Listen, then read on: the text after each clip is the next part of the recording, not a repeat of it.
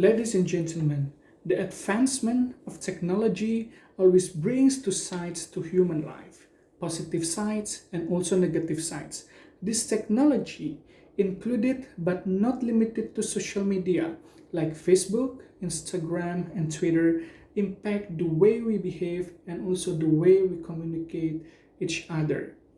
Cyberbullying is an act to degrade the character of individuals that might lead to suicide of people. We, I'm sure that you are aware of the news where K-pop idols are taking their own life because they are being bullied, because the character is being degraded by the citizens, right? Because citizens are being judgmental of their actions as a public figure. And political buzzer is a party that provide imbalanced political opinions that leads to inconducive political landscape. This political buzzer usually hired by political parties for the advancement's position. And these two phenomena, cyberbullying and political buzzer, are part of bad behavior that we usually do as human beings, right? So, what is actually the root cause of these phenomena? As the government side of this house, we believe that this is driven by our advancement in anonymity.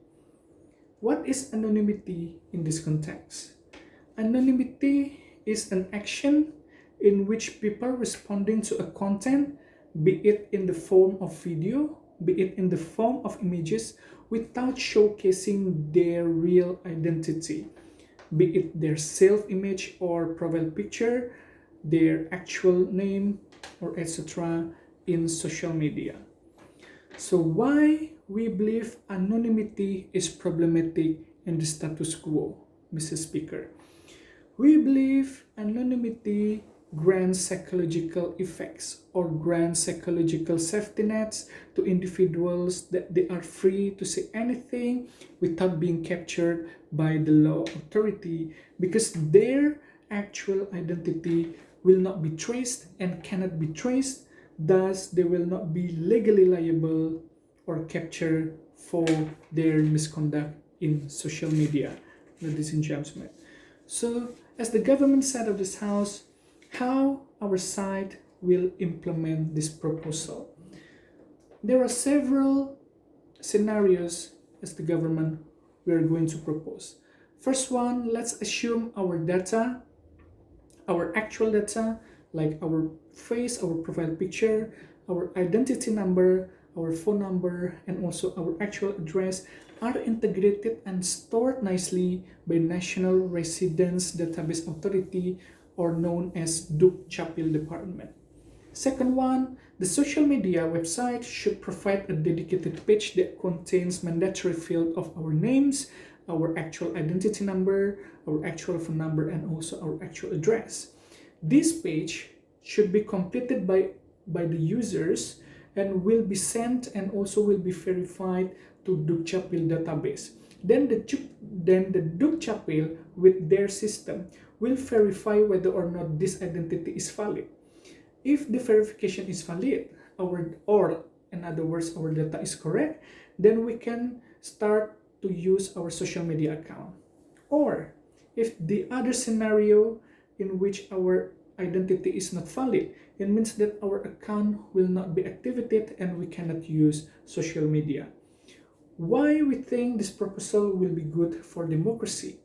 Number one, we believe that individuals can express themselves without being repressed by another society. And number two, we believe that by implementing this proposal, transparency will take place in any activity. And these two layers of our arguments is indicator of a good democracy.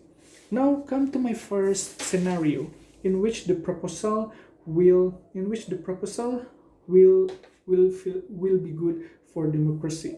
This proposal is good for democracy because by requiring social media users to register their real identity, they will feel bound with their own identity that they use, ladies and gentlemen. This will give them psychological effect of deterrence, where individuals will think that they will be captured for their misconduct that violate the rules.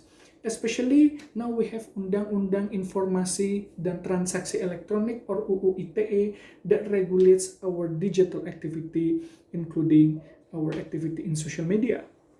Having said this, people will be more aware and also will be more responsible in making comments, right? It means that this proposal will lead to the decrease of cyberbullying, and then people, as the social media account user, will feel more free to express themselves without being bullied and also without being judged by another social media users. And hence, a good democracy is created, right? Because individuals, as a social media users, can express themselves, can post anything, of course, still in line with UU ITE, without being repressed by another social media users, right? And then the layer of my second layer of my argument is about transparency. By implementing this proposal, political parties also will no longer able to hire abuser that unfairly advocate